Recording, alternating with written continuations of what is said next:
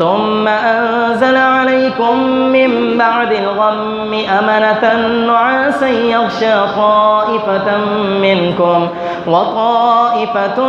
قد أهمتهم أنفسهم يظنون بالله غير الحق ظن الجاهلية يقولون هل لنا من الأمر من شيء قل إن الأمر كله لله يخفون في أنفسهم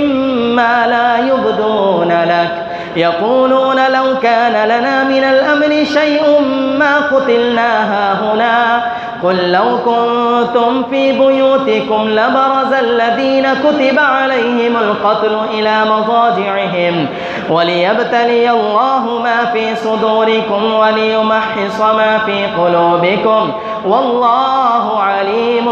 بذات الصدور إن الذين تولوا منكم يوم التقى الجمعان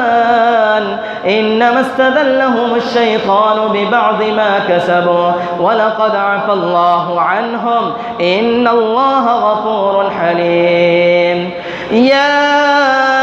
أيها الذين آمنوا لا تكونوا كالذين كفروا وقالوا لإخوانهم إذا ضربوا في الأرض أو كانوا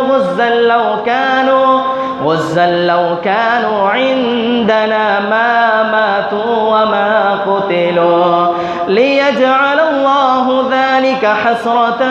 في قلوبهم والله يحيي ويميت والله بما تعملون بصير ولئن قتلتم في سبيل الله أو متم لمغفرة